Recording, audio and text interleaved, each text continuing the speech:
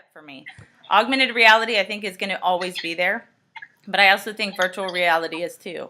And it has a different purpose, and I think when I used to think about virtual reality, it was like those people that went to like Second Life and were weird and didn't like know how to socialize with people. And now when I look at virtual reality, I look at it as an opportunity that we never had before, things that our kids need. And so talking about this topic is not just like, ooh, this is fun. Like, I feel like this topic is not just fun and not just extra money to spend at schools, but something that is necessary for our kids to grow, necessary for our kids to have experiences in, so that they can connect what they're doing with learning. And I think virtual reality bridges something that we couldn't have done had we not had it. So with that being said, we wanted to just kind of talk about what virtual reality is, what 360 is, but I'm just curious. We have our chat feature, so feel free to use it. I'm just kidding. Do we even have chat on this one? I can't find it. It's like, it would be like on the text chat type thing. Wait, let me see. If you go to original version, does it kick you out though? And well, we're pretty close if you to go our to the limit. original version, then it'll temporarily kick you out, but then you'll be able to get back in. But we're close to our limit, so let's not do that. Wait, there's another thing that we can do, which is if you go to like somebody's picture. If you go to like a new tab and you go to like Google Plus, and then you just click on like your chat icon, then you'll be able to see, and then here you can like write messages to people. Like, okay. Hello. Well, we'll just, you know what we'll do? If somebody wants to start a back channel for this on Twitter, we can certainly talk about it if you guys want questions answered or anything going on with that. So feel free, if that's something that you feel like you want to start, just let us know what you're going to use, and we'll use that back channel. But I hope. Hey guys, I can't use my headphones because my computer's really messed up and weird, and it doesn't detect headphones anymore. So, but anyways, I started a Periscope just to let you know. So, nice. Yeah, I don't know if you can see me, but here I am Periscoping. Yeah. Awesome. And I'm back to me. Yes, thank you. That's perfect. Okay, so just curious from a show of hands, so I actually need to see you for this, if you want. But how many of you guys have had some experience using 360 photographs, video, virtual reality, something? All right. That's awesome. All right, so that's most of you guys. So I would say most of you guys have had some sort of experience. I'm only asking because, you know, if you're talking to a group of people that have zero experience, then you don't want to start off just jumping right into it. So I have some apps that I love sharing. Sarah brought her camera, her 360 camera, and so she's going to kind of walk us through the steps of how she uses that. I use the free version and just do Google Street View and use it within Maps. But I know that there's a lot of different tools out there that all accommodate different needs. I'm hearing a little bit of feedback, but all right. Does anybody else have something that they want to show? Because I saw a cardboard, and I brought a couple wearables with me. Awesome. So if anybody else is ready to kind of share and fill in with this, just let us know. All right, Sarah, do you want to start talking about your camera? Sure. Yeah. All right. So I'll just keep talking on here. Just there's no squeal. But let me see. So all right. So this is a Ricoh Theta 360 camera. This is an M15, and it creates like 360 photo and videos with one snap. So it's pretty sweet. This runs about 150, 160. There's a newer version, the S, which is a lot better. Your photo quality and video quality is so much better. You can record like 30 minutes more. Wait, what was that, Stacey? Huh? Oh, sorry. Okay, so pretty much. Yeah, and if everybody could mute their mic, it's not talking, that'd be helpful. Yeah, that's a good idea. I like that. Okay. So I'll just give you like a quick demo of what this does, and then I'll like turn it back over to whoever. Does anybody else are muted right now? What happened? What'd you say, Matt? Oh no. Okay. So let's say that I wanted to make a 360 photo. Did you have to unmute her own mic? What's that?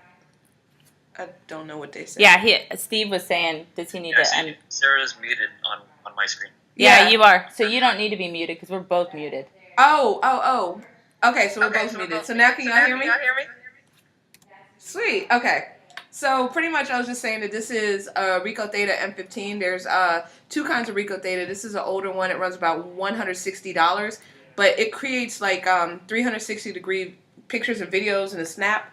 So I mean, with these you can do a whole lot of cool things. I really like this because it helps you be a producer instead of just a consumer, and that's definitely the direction we want our students to go. So I'll show you really quickly how the process is. I really like making videos off of this.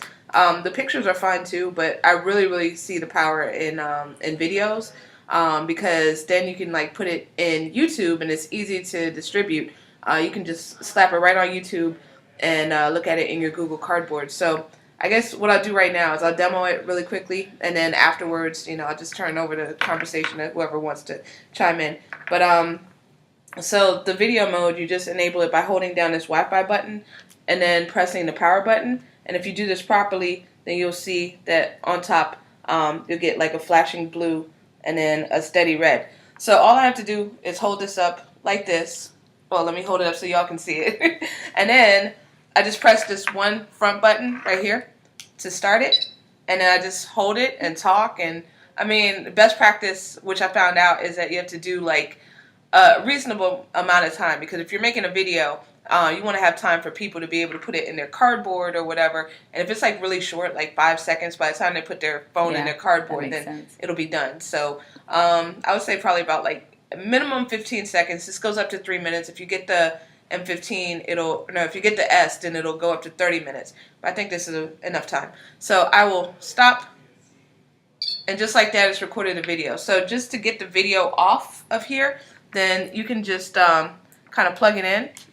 So I have my USB cable, regular USB. Thank you, Jamie. So I'm gonna plug my USB in, and then when I plug it in, then my iPhoto will come up, and I'll share my screen to show you. So this whole process will take probably about 3 minutes or so. So I'm plugging it in right now, and hopefully it'll recognize my camera. And if it takes a long time, then I'll like stop talking for a while and come back. But let me let me just kind of share my screen in the process. All right, so it's coming up. Let me do a screen share, share screen, and I'm gonna share everything, for better or for worse. It's like now, but sharing my screen, and then you'll see that my iPhoto. Oh, hey Stacy, you see yourself. So my iPhoto pops up. All right.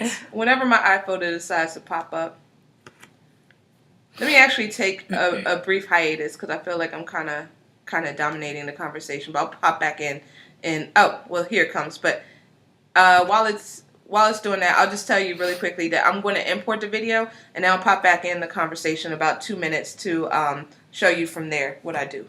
So I will stop talking temporarily. So Let's get Stacy on. yeah. Stacy, do you want to share a little bit about what you have been doing with VR?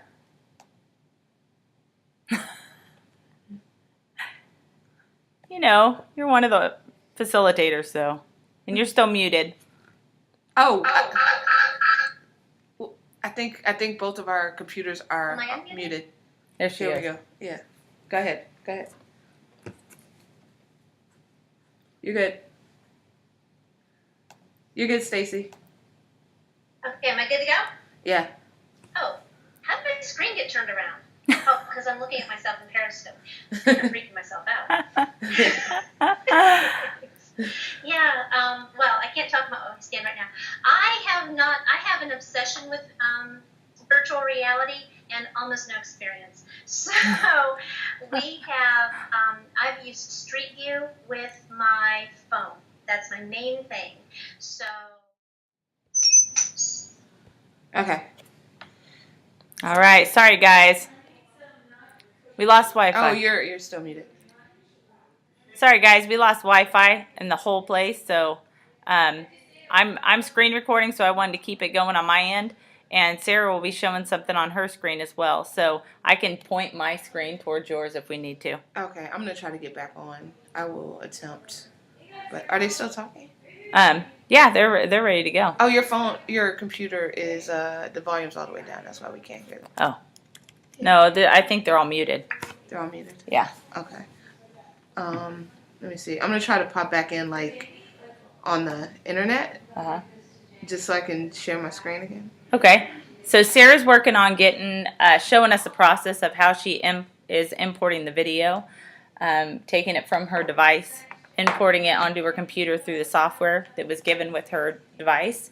And if we can't get her back on a screen share, then I might just turn my screen to show. But in the meantime, while she's working on that and getting connected, I just wanted to share a resource that I am like thrilled about right now. So one of our sponsors is CoSpaces. If you guys have ever used CoSpaces, this is a really, I don't know, I'm thrilled about it because Yeah. when we talk about VR, we talk about an experience, and I love that. I think our kids need to be there. The next step, of course, is our kids actually being the creators of this, right? That's the next step up is these CoSpaces. So they've created these virtual reality realms with 3D objects, a library of 3D objects that you pretty much click and drag and manipulate around your space. And then you can easily share that space just with a link. Right now it is free, but I do know that that won't be forever. So I'm going to go ahead. Do you want me to screen share, and then are you good? Just about. It says join Hangout, so I'm clicking on the button, and hopefully it should drop me in. Yeah. Any second now. Nice. Well, let's let. Do you want to go ahead and share from your end if it lets you in? Yeah. Because it just showed you arrived. Okay. Sweet. All right. Cool. Let me see. Can y'all hear me? Yep. Okay. All right. Cool. So, really quickly, just to show you what this looks like, I'm gonna share my screen one more time. Share screen.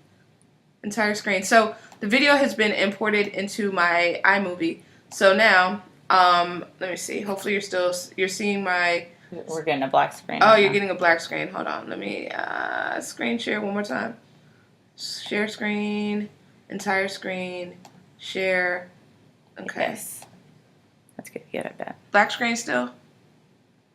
Ah.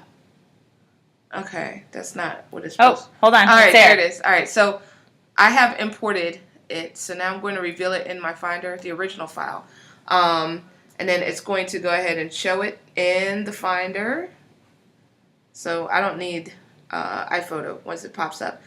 Next thing I will need is the Ricoh Theta app, which I have already installed on my computer. So I just go to my Spotlight, and I will search for Ricoh Theta. And this is very important because right now it's in a format that cannot be read by a 360 viewer. So I have to actually open up this Ricoh Theta app. That's crazy. And because if I try to upload it to YouTube just like this, it's going to look really wild. So it needs to actually convert it.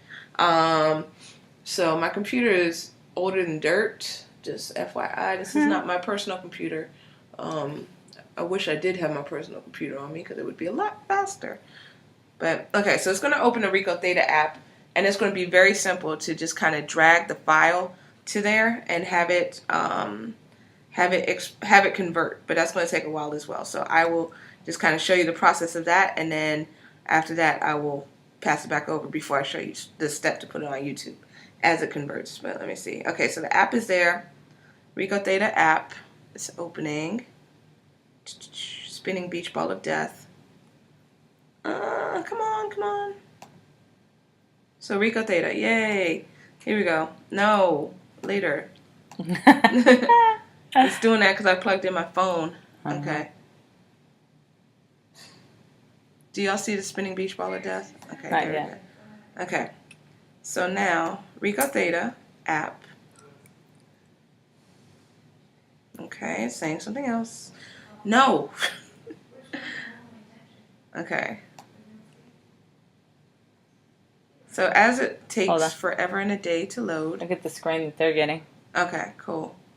So as it takes forever and a day to load, then show you the ease of this. And trust me, it'll be a lot easier on your own computer because you won't have to wait this long. I can almost guarantee it. Let me actually pass it back over. I'm going to pass it back over because it's taking forever to load. I need to force quit some applications. But really, in theory, you just kind of drag this over to the app. So I'll pop back on when it's ready. Do you want me to go ahead and do Yeah, CoSpaces? go for that. Yeah. Okay, I'm going to unmute real quick. Okay, cool. Okay, guys. I'm just going to share briefly CoSpaces just because I think that it's a great resource for our kids creating right now. So I'm going to do a little bit of screen sharing. And I'll say the entire screen just to make it easy. All right. So what I'm going to do is go ahead and go to their website, which is cospaces.io. cospaces.io. And then from here, I'm able, am I getting screen sharing here? Yeah. Okay, good. From here, then I can go into login, so I have to create an account. I can also just kind of get a feel of like, what is this all about, just by scrolling through. But you guys can see these different worlds that have been created. You can see this virtual reality classroom, which I'm just going to put my little bit of 2 cents into this. This is bunk. Like, no kid wants to go to a virtual classroom. They don't even want to go to a real classroom. So why would they want to go to a virtual classroom? Like, bring them somewhere like there or there. Like, we don't need to sit in desk. We're in a virtual world. Why are we repeating what's done in person? So I think that's really interesting that we kind of want to go back to what we know, but it doesn't logically make any sense. So anyways, pretty easy. Create a new account, build with their items, and then you basically share it and view it. So I'm just going to go ahead and log in.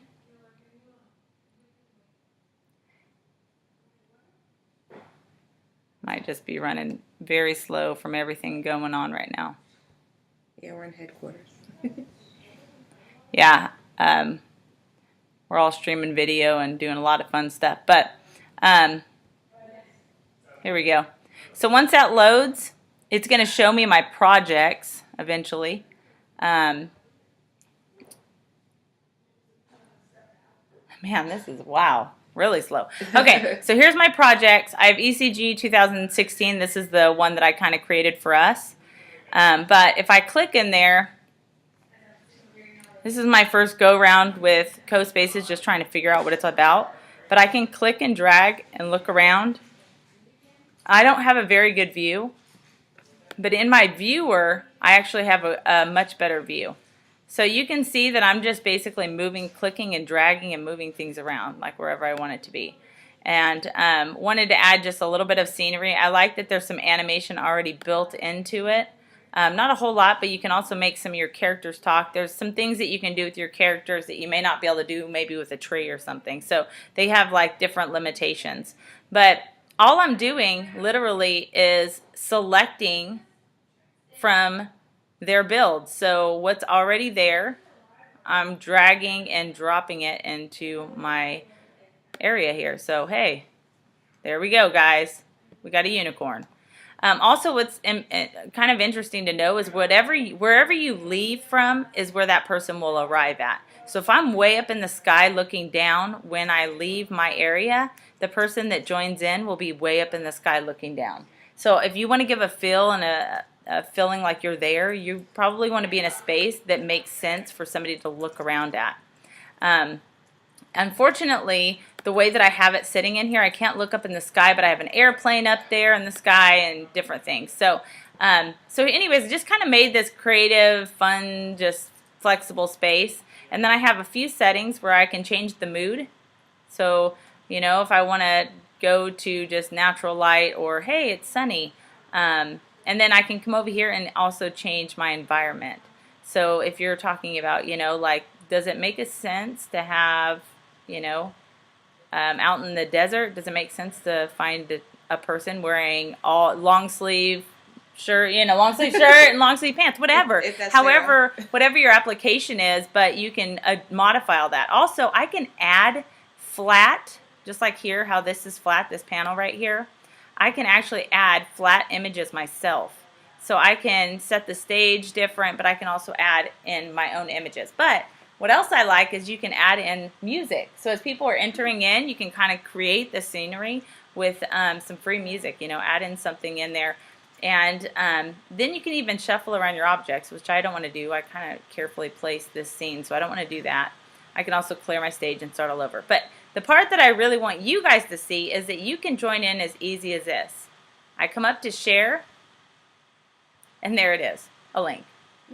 So the important thing for the viewer is that, yeah, you guys can take that link right there, and you guys can take cospace.es/FXR7. Sorry, it's so little. But you can take that link right there and go in your browser and you can look at it.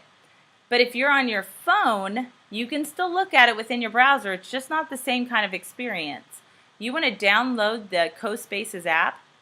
Once you've downloaded it, go into your browser and type that in, and then it loads within the app. Once it loads in the app, I can then switch it to cardboard mode, and I can split my screen, and I can view it in cardboard or whatever viewer you have. So I just thought this is pretty cool because there's a lot of options, but to be able to just easily share, like that's where we need to be. We don't need something that requires, a bunch of work for our kids because otherwise it never gets shared. But just to easily and simply be able to do that was pretty awesome. So I'm going to stop screen sharing. I just wanted you guys to be aware, and if you want to write that down. Oh, by the way, as I go in and make modifications to this, my link never changes. So I love that because people will see updates as you're going without you having to reshare that. So that was kind of cool. So can they view it in cardboard? Yeah, they can view it in cardboard within the app. Online they can't. Of course, they don't need to online. But yeah, they're able to. They're able to do that within. Hopefully, I can get back in. There we go. Okay, so but basically, just to have that as a resource to get your kids creating right now is really cool. I saw something with Cinderella. So somebody made like the whole like fairy tale theme. And I thought that was really neat because you can take your books that you're reading and actually create your own world. And so you also, what I didn't show you is each window can bring you from one world to the next. So that's kind of neat. Like if I'm here, I want to now go over there and I can create another sector and people can jump in and be a part of different worlds to kind of give you the impression like you're actually moving around in this world. So anyways, I thought it was fun. I'm excited about it. I love hearing free, and I've definitely connected with them right away. I'm like, how can we get this into classrooms? And they already have it all laid out. Like, next step for them isn't just creating. Their next step is collaborating. Like us going in as groups and actually collaborating in a virtual world, which is crazy. Like, that's intense to me. So, anyways, CoSpaces is one of our sponsors, so make sure to give a shout out to them because they're doing something different, and I'm thrilled about it. Yeah. Hey, Stacy looks like she wants to say something. Oh, yeah. Does it work on phones and PCs and Chromebooks? So I've only tried it on my MacBook. I created on my MacBook, and then I viewed on my iPhone, and I didn't have any problems. You have an iPhone too. If anybody's there and you guys saw that link, and maybe if you wrote it down or you were trying it out, did anybody try it out on an Android? I'm curious if I know CoSpaces is available on both platforms, so I would assume that it's functioning well on both. I haven't really seen any bad reviews about that. But I think on Chromebooks, because it's web-based anyway, you're not storing anything on your computer. So I can't imagine that not working and that being problematic because essentially you're creating it on the web, you're saving it on the web, and you're sharing it from the web. So somebody's just viewing within the browser. And I have been using Chrome, so I'm assuming it would work just fine on a Chromebook. That's a great question. So right now, is it a deal where the kids will create a space just for themselves to interact in, but you can't have you can't have a group of kids in that same space? But that's coming? Is that what I understood? Yeah, so right now, yes, you're exactly right. Right now it's my space. I can invite you to go experience, but if we both went at the same time, we're not going to see each other. But what you do change is live, so that's something that updates as soon as you say share. So you can, I guess, essentially I don't know, I've never tried like what would happen if I'm changing and somebody's already in there. But I do know that from what I have researched with them, that their next step is that collaboration piece, which is why you guys were seeing those classrooms. It wasn't somebody just sitting there and, oh, I'm seeing this robots sitting there, not really doing anything, or any person. But again, I've talked to a couple different technology companies about this, and I think the aha moment for me was, why are we trying to do what we've always done? Why make a virtual world if essentially we're going to do and look just like we always have been? The point of being virtual is the difference of what it could do, right? Bring you anywhere. I go, if you're going to bring kids somewhere, go bring them to the beach. These kids maybe haven't seen sand.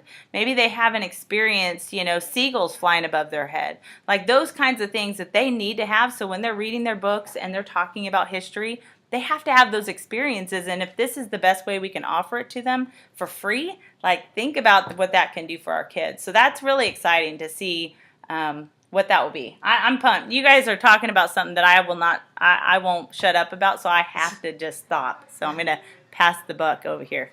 Sarah. Quick question. Is it free then? It is. It's a free service? It is. It's totally free right now. As a matter of fact, they gave out, like they were sponsors for us. They were giving out stuff that right now they're telling us, hey, everything's free. Future-wise, this is going to change. But what I would recommend is connect with them on Twitter right now. Let them know that you're using this. Let them know your interest so that when they do go and move over, sign up for their beta. And then that will be something that you're really, if you're on the buck right now, I think that it's a lot more likely that you'll have access to it for free than if you kind of wait around for it to finally become a paid product. Will each kid have their account, or do you have an account and bring the kids in? Yeah, each kid will have their own account. It's not, as of right now, it's not like classroom accounts that you're creating. But I foresee that being, because we'll be connecting as whole groups, and they have an education sector for this. This isn't just like, hey, we're just doing virtual reality like we see a lot of companies doing. They're investing into gaming, and they're investing into entertainment. And so this company, you're seeing it investing into actual education. So their goal in this is actually connect our students. So in light of that, it will be, I can't imagine it not working without having a whole class imported into that. So if I was a teacher or if I was a company, I wouldn't want to offer this up just for anybody to join in, of course.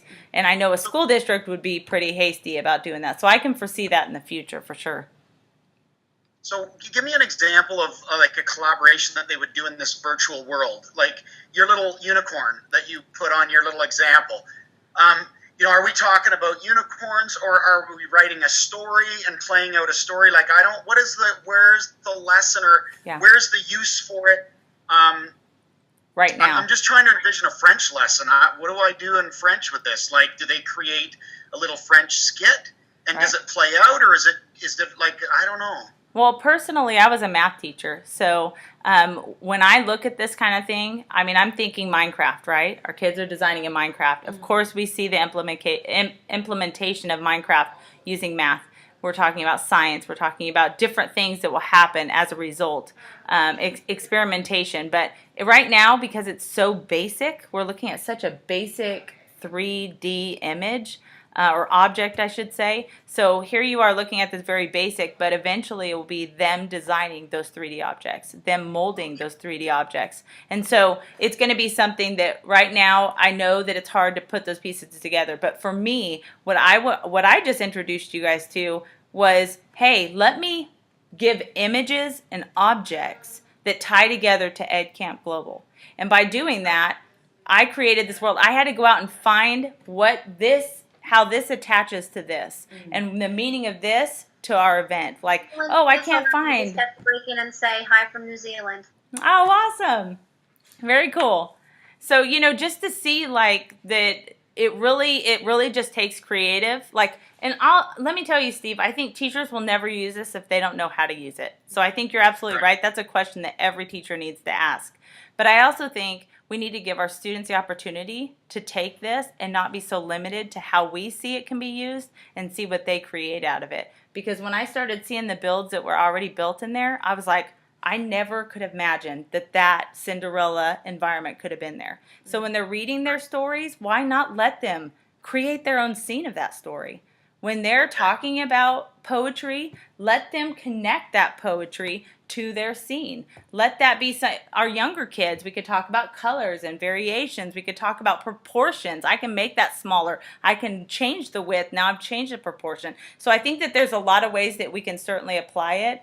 But I think it is the beginning of our kids creating something, a world and an environment for them that's going to open up doors that they don't have. So it's hard to really see the bigger picture yet. I could certainly see geography, and if it's a 360, that's true. right? So you could turn around 360. Yeah. You could almost say, okay, in the west, go construct something. In the east, and you could almost have it labeled so the kids have to then spin around to the east or the north or whatever. That's a good call. Yeah, It's a great idea. That is really good. But you know, when you're having them talk about it in French, or you're giving directions in French, and now they're having to respond in this world, and then they have to verbally describe to you what they're seeing in their world by moving around. That's just super cool. That was a great idea. Tourner à la droite, tourner à la gauche, and then they have to qu'est-ce que c'est, rotation. what is there on your right hand side. Absolutely. C'est très bien, That's Steve. cool. Contribution here from Periscope. It would be interesting to see how you could create molecules, from a 360 perspective in this space. That's so true. And you can. They have like cylinders, and they have spheres, and they have cubes. So all of those things, and then to be able to manipulate it and build it, you can. So it's not stuck to that one spot. So absolutely, you have opportunity there to really, I'm trying to come off with just the top of my head. But what if we open-ended said, you need to go into this 3D world, and you need to construct a molecule. And don't tell them how, don't tell them what to do, but see what they come out with, Just give them the opportunity to do something amazing. So, I don't know, I'm pumped about it, because I think it's a beginning of seeing something available now for our kids to do beyond just the experience. I agree. I think it's also, going back to French or even just any other content out there, it'd be actually a really good way to transform what an assessment could look like. So instead of a paper pencil assessment, you can give instructions, and they can actually build and have a quote unquote digital hands-on means of demonstrating their knowledge. I think that would really change what an assessment, formative or summative, could even look like. And think about their descriptions of what their environment is, because we may not see what they're seeing when they're building. And so for them to have to actually verbally or written or whatever describe what's happening in their scene can be so much more intense, because it's their creation. They took ownership. And so things that we look at and we're like, oh, those are just circles, or those are just, rectangles or squares. We're limited in what we think that they can do, but yet their whole world can open up. And what's crazy? Whenever I do these kinds of things with students, it's like those kids that are often gifted, especially in math, like those kids that just get it because, in the younger age, they're like, they have memorized their facts, they have memorized the steps, they got it down because they're very good memorizers. This is when you really see things change. Those kids that don't typically stand out because they don't have great memory, they don't know the skills to be able to study for tests or whatever it might be, but you see their creative side come out and really be able to demonstrate their knowledge. I think this opens up a door to assess our kids in a way that we could not do with paper and pencil. So, anybody, I don't want to be the one. I'm sorry. Sarah, no. do you want to? This is great, because I feel like, oh, wait. Okay. If you leave yours unmuted, then that should be perfect. Okay. Because I think that they'll still be able to hear me, right? Okay. Yeah. All of you are. Oh, hey. Yeah. Yeah. But let me see. So I'm going to. Oh, they won't be able to see me pop up on the thing. So there we go. No. Okay. Anyway, that being said, I'm going to share my screen. So I might need to actually, now that I think about it, I might need to unmute myself here. Okay. There we go. All right. Perfect. So I'm going to share my screen one more time. I think that we have it up and running. So I'm going to share my entire screen. So, all right. So now, going back to the Rico Theta app. There we go. So, as you know, then I imported the video through my iMovie by connecting the Rico. So I found it on my desktop, or I found it on my computer. So I'm just going to click and drag from my Finder and drop it into the Rico Theta app, like so. Okay. So when I drop it in there, then it's going to ask me, it's going to say that it's going to decompress the file. So I'm going to export it to my desktop. And so now it's doing that with the spinning beach ball of death. But, but the window will open up, and then I'll tell it where I want it to go. I want it to go on my desktop, open it there, and then I will start. So now it's going to decompress the file. So remember, we took the video roughly about 20 minutes ago or so. So it's converting it now, and when it's done converting, then it'll be ready to upload for YouTube. And pretty much it's as simple as that. You can just take that converted video and put it on YouTube, as I'm going to do. I'm not going to have y'all sit through the whole conversion process, but it's actually going kind of fast. It's already at 20%, but within probably by the end of the session, we'll be able to have our 360 video that we made, and I'll drop it on YouTube with the hashtag ECV2016. No, ECG. Thank you. ECG 2016, and y'all will be able to see. So it was like a really quick 3-step process. Just let me stop sharing my screen. So it was just like take the video with one click, connect the camera, import the video, and then convert it. And then from that, you would just upload it the way that you would upload any other video on YouTube. So so it's pretty cool stuff. Yeah, and then when you actually have it on YouTube, then there's a mode that you can put the camera in for, or the phone in for 360 videos, and just drop it into your Google Cardboard. So you just click on the cardboard icon. Whenever it recognizes a video as 360 in YouTube, then it'll give you that option to click on that cardboard icon, which will allow you to drop it into Google Cardboard and just kind of look around. So I mean, it's really cool. So if you haven't already checked that out, I know that there's some playlists on YouTube with the 360, so you can check those out as well. But this tells you kind of how to make your own. Like when you're taking video, rotating it around, is that a bad thing? Yeah, all you have to do is just kind of hold it. Like what if you're walking somewhere? If you're walking, then that can kind of make the viewer a little dizzy. Yeah. As I've noticed as I was giving a tour around my classroom, as I thought that it was going to be like a really great thing to do, to walk around, and just, when really I should have just stood in one spot and just, done a 360 of the room that way. But yeah. So I think, Steve, you're asking a question. Let me see. Wait, what happened? That's the appear.in, I think.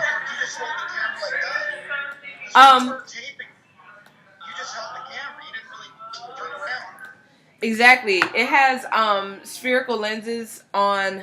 It has lenses on both sides. So these are fisheye lenses. So you just have to hold it in one spot, and it'll take a 360. Oh, that's us.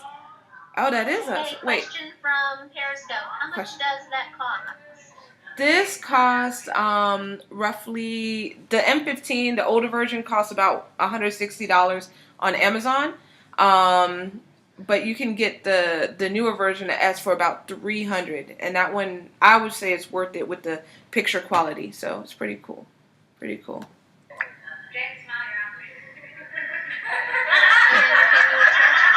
I think that's your other 360. Oh, that is my other 360. Yeah. Oh yeah. That's in here. Okay. So she can screen share and show I'm you sorry. guys. What can you say that again, please? Yeah, can you attach it to a drone? Oh, you probably could. You probably could. Yeah, you can do anything nowadays with a drone. Illegally. Yeah, exactly. You got to make sure that you register your drone with the FAA. So $5, and it'll register all your flying objects. So yay. Man, that's intense. Yeah, pretty I crazy. think that's awesome, because my boss just got a drone, and he's making me totally jealous, and I totally wanted a drone. Yes, I want one. I have a mini drone, so I want like a real deal Holyfield drone. I need a big box of money. That's what I really need. Big box of money. I like that. I want that as well. I wonder if anybody else has anything. Or can you Yeah. show us what the video looks like? Can Yeah, you I'm screen- gonna let me see. I closed it out, but let me reopen it. Hold on. I'm going to do that. It's on my desktop, so it should be. I don't know if it'll show correctly here. If it does not, then I will do it on YouTube. So this is from today, 2:43. So if I were to open this right now, then it's gonna look kind of funky. Yeah, it's gonna look kind of funky until I upload it on YouTube. I could open it in the Theta app again, but that might take forever and a day to reopen up. So what I'll do is that I will That's freaky. yeah, so I will do I will upload it to YouTube. All right. Awesome. Hey, while you guys are doing that, has anybody here been involved in anything with any of their classes, where you were in a virtual world like that? What I'm thinking of is you were showing cosplay. I hope I'm saying, or co-space. I'm probably saying it wrong. No. When I was doing my master's just a couple of years ago, the university had a space. It was all online, but we would get on. We would enter a space called AET Zone, and then they changed it to something called, and these are the initials, Open Quack. But it was basically Second Life for the university. But you have we it all on had yours, our right? little avatars. Now they were super clunky, have kind of squares. the Kind of had handout on our, yours. our avatar, Yeah, our so I'm gonna pictures stuck disconnect on an from here. avatar. So. So if you could just. In another, in a real gaming world. But we could talk. We could enter, little sound zones where we would break out into little groups, and so a group of us, 4 people would be in one sound zone, and 4 more people would be in another sound zone. We couldn't hear each other. We could all join together in a meeting space and hear a whole group talk if the professor needed to talk to us, and we could post our work in there on big panels, and then all meet together and give presentations and have discussions. It was really, really interesting. And I wonder if that kind of model is being, trickled down finally to the rest of us. Yeah. I was just going to say that I actually spoke with a company called Ruckworks, who works with other companies to bring in virtual reality into their businesses. And they meet virtually, but they use HTC Vives. Obviously, a lot of money, not for necessarily the wearable, a lot of money for the computer to run it. And so you're looking at, I would say, probably about $3,000 to really, that's probably a good estimate that you'll need to have something like that. But his team, because they're the developers, they're the ones putting it together, they all meet that way. So we obviously know what's going to, right now, be crazy expensive is going to be something that's very minimal. But with that said, the way that they meet is that exactly what you were just talking about. They have different places that they meet, and they go to these sceneries that are kind of I don't know how to describe it. It was out on a patio, and they had the screen to be able to talk. Because they all live in different locations, it was a way for them to collaborate. But when you look over at your friend, it's just this floating head. And I'm like, isn't that weird? And they're like, yeah, it's weird. So, and we would actually, you could be like a floating balloon head if you wanted to be, or you could we had these little square, they weren't quite like the Lego people, but they were sort of Lego people looking, almost like Pegman, Yeah.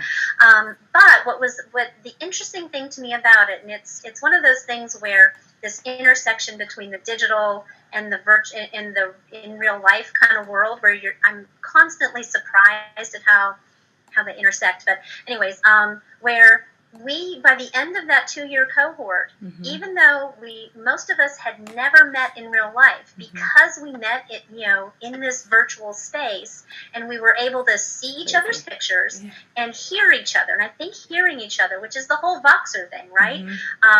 Hearing each other talk on a consistent basis, we were able to, we felt like we knew each other. We really, it was really, really powerful. So I can see where that is, bridging that, that divide of getting people together from who are at, distant locations.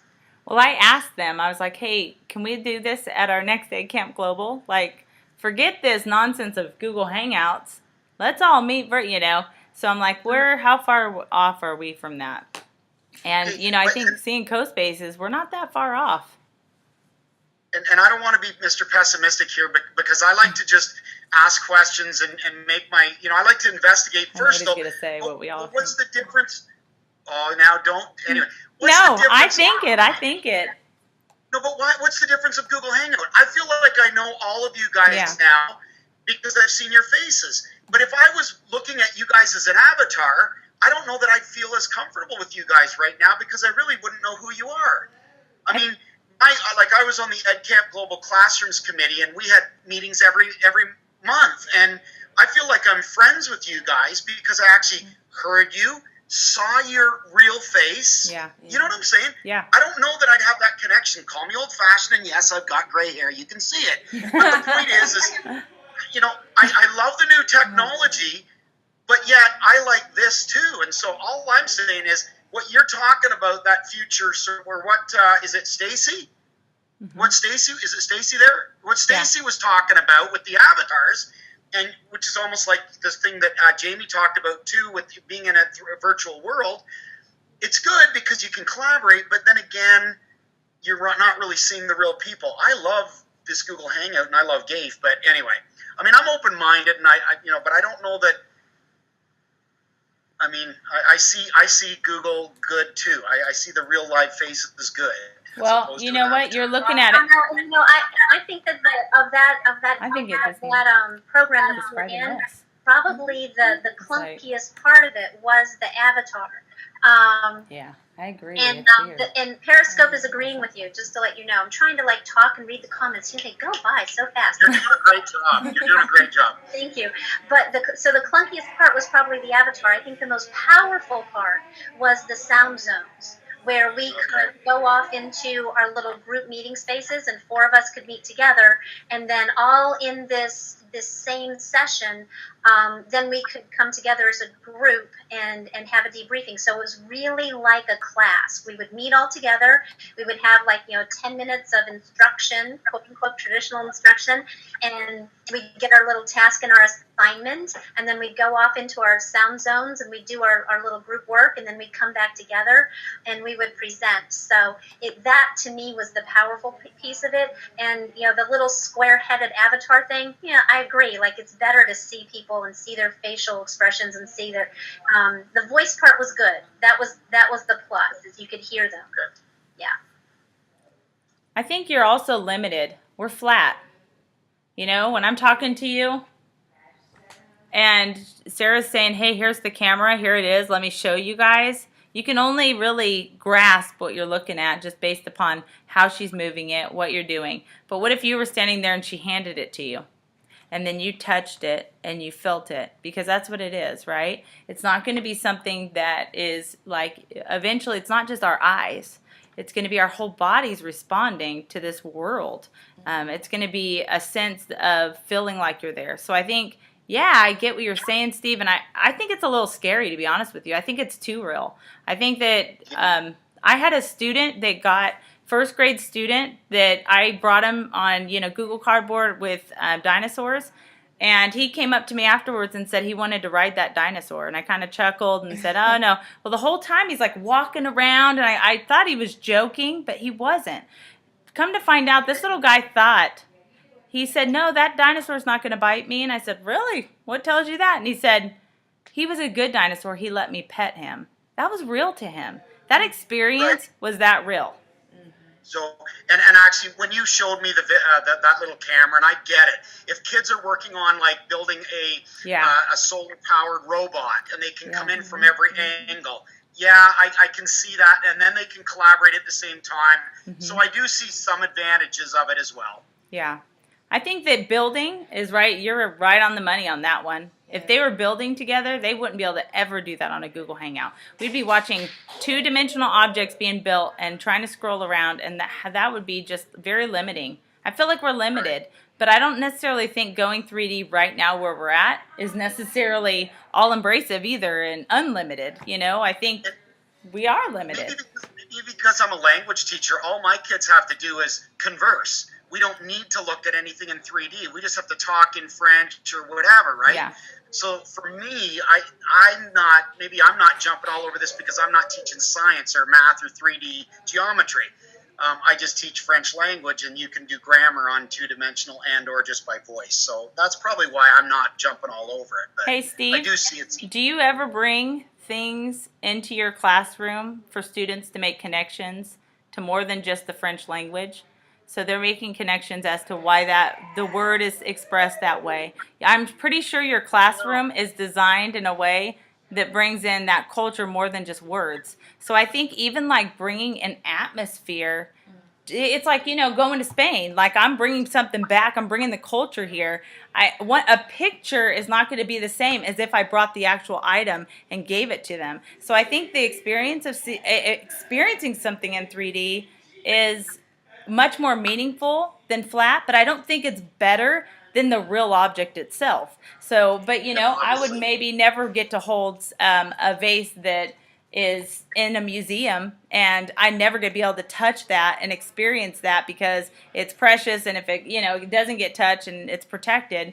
But maybe through this virtual reality world, I can see what happens. I can see how sensitive it is. I don't know. I'm just thinking like there's things that I can see application for, but I also feel like there's some fear in that, you know, like, ooh, this is scary. Like, what is this gonna look like? How detached are we going to become to the real world when we have those kinds? And look at us. Look at on our phones. Like, I leave my phone somewhere and I'm devastated. It's like my whole world just fell apart, you know? Right. So I think that it's legitimate. It's a real fear kind of, you know, to deal with. So Totally.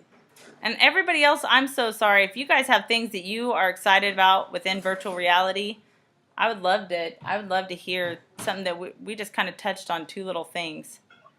I came because I needed to hear what I've heard. So that's all I've got. I just had questions I wanted answered. You guys answered them amazingly. So Awesome. Hey, Very cool. I got where you guys were awesome. you're awesome. Thank you. No, you're awesome. No, you.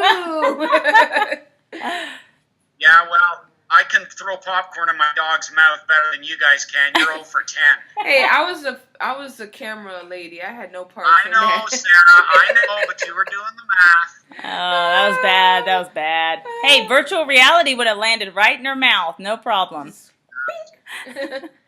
Yeah, so the video says it has about 4 minutes remaining to the upload.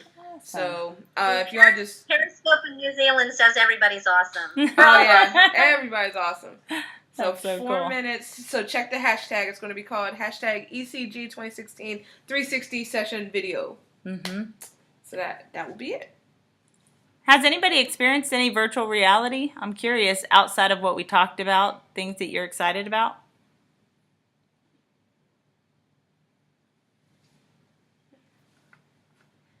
All right. I think for the time. I haven't We're not experienced any doing- virtual reality, but actually one of the things I was thinking about was, you know, I haven't really I played a little bit with Minecraft, but I'm wondering, is there some kind of program out there where, you know, kids can go into this virtual world, you know, maybe with Google Cardboard or something like that, where there's also an actual physics into the game. So maybe, you know, they have to, for math, they need to design a ramp and mess with certain angles and, you know, let a ball drop from a certain point. And, you know, there's actual gravity. Maybe they can even control the gravity, maybe on different planets or something like that. So I was wondering if there was actually something out there like that. What I could think of, I mean, it's not 360, but PHET, P-H-E-T. If you look that up, then they have some simulations that are really, really good in terms of physics. Good science. Dissection. It's Yeah. like, Yeah. man, those kids that just will faint if they try to dissect that frog, you just hand it to them, and there they are. That'd be Sarah, so she Yeah. does it virtually. Yeah, virtually. I think that right now Minecraft is doing okay. So we know Microsoft owns Minecraft, right? We're looking at Facebook, who owns Oculus Rift. We're looking at HoloLens. We're looking at HTC Vive. We're looking at even, you know, within the augmented and virtual reality, this mixed reality. So in all of these things, these companies are investing an enormous amount of money. As a matter of fact, I heard the coolest thing. There was like a soldier who had lost a limb, and they actually still sense pain. They actually feel pain where the limb is gone, but they actually, it's like phantom pain. And these like, you know, military folks that were coming back and sensing this pain that they can't do anything about other than just give them the relief that, hey, it's in your head. Like, that doesn't really help when I'm feeling pain right there. What they did is they used virtual reality and showed them their hand. So they had the headgear on. They were actually looking at their hand. They were moving it. They were going, everything that was detected according to what limb was there. And the pain went away. It's like so insane to think that you can trick your brain that much. As a matter of fact, if I came close to you like this in virtual reality, you will step back. It's just a natural thing. Just jumped back right now. Yeah. Just to let you know, I was like, whoa. Yeah, it's even though you know, hey, we're in this virtual world, you're still going to respond in ways that are very normal and very human. And so when you think about like how they're using virtual reality to really support just even medicine, I think is just incredible. I mean, we have surgeons supporting surgeons. From Periscope, there's a breakout EDU and using a photosphere. Mm-hmm. A little bit of intersection there, and then there's a virtual heart dissection, but we're trying to figure out what website that came from. And the PHET, PHET, one of the things that they're doing too is, a lot of their simulations were a little older and weren't running on Chromebooks, and we had a lot of problems with that because our middle school and our high school teachers were just, they were, science and math, just loved those things. But then when we went to Chromebooks, they weren't working. But they're transferring a lot, gradually transferring a lot of them over to HTML5, so they'll run on Chromebooks. So, if you found one last year and it wouldn't run, check back because they're constantly changing them over. That's awesome. So, Thank you. Did it upload? It did, but it uploaded crazy for some reason. Do you guys want to see the way it looks? Well, I'll put it back on. I took it down. Oh, just kidding. But you can go and look at one yesterday. Like if you go to my YouTube channel, Sarah the Teacher, and look at the video ECG 2016 behind the scenes, and you'll see an example of one that came out looking right. Awesome. Yeah. I haven't even seen it yet. That's pretty cool. Yeah. has anybody heard of the something called ChemVis for virtual chemistry? Mm-mm. ChemVis. No. I think, oh, by the way, I don't know if you guys are interested. I created a web mix, a Simply web mix of virtual reality resources. I've tried to research. I wonder if I've heard about that. It's awesome. But it has I'm always thinking from the perspective of what's in our classrooms right now. And to be honest, we don't have iPods, new iPods at that. We certainly don't have something for wearables. That is not money that I can see most school districts being able to afford. So right now, what do we have? We have iPads. So let's utilize what we have. So I really try to focus on the tools that can be utilized now. But there are so many different things. If you're okay, this is a great example, Steve. You mentioned you teach French and you're talking about just language. Well, one of the apps is Public Speaking Simulator. And so you can get in there and you can actually see an audience, virtual audience, and you can practice your speech. You can practice talking. You can make them pleasant or you can make them agitated. And you can actually practice speaking in a way that would get you prepared than just standing there by yourself. So there's things like that that are on there right now that you can utilize, including CoSpaces. So hopefully you guys have a chance to watch that and check that out. But anyways, there's a bunch of resources. I'll put it out on Twitter here in a little while. I'll go back to my desk and put that out there. But if you guys are interested in getting that, I'm at Jamie Donnelly. And I'll post with hashtag ECG 2016. So if you guys are watching that hashtag and watching for VR, I'll post it out there if you guys are interested in utilizing. Or am I missing something? Let me know. So, all right. That's cool. Okay. Thank you guys. If anybody else have anything else that they wanted to chat about? In a few hours. Hey, you guys, one more thing. Dr. Harvey's, I'm probably saying your name wrong, says that there's a company in New Zealand that will send you on a virtual trip to Paris. So if you would tweet that out with the hashtag ECG 2016, that would be great. That way we can see it. Nice. Do we know what company this is in New Zealand? I will wait for the Periscope to tell me. Okay. Cool. Yeah, Very cool. that sounds. I've never done a Google Hangout Periscope at the same time. This has been awesome. Yeah. You know, we're going to break the internet. Yay. We already broke Twitter, so Yeah, you know. Thank you guys so much for joining in, and hopefully we'll see you guys in the future hours. If you're not joining in competitions, make sure to do that because there are competitions happening every hour.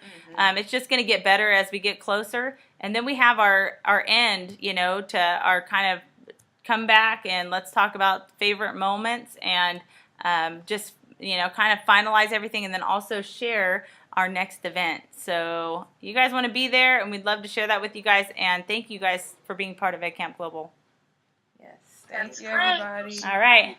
Now, Bye. before you guys end this hangout, smile at my camera so we get a good thumbnail for our Periscope. You know how that is. All right, cool. 3, 2, 1. Say cheese for 5 seconds. Cheese for 5 seconds. All right, we're done. I can't keep my eyes open anymore. That was I know. hard. That was hard. All right. Okay. Bye, guys.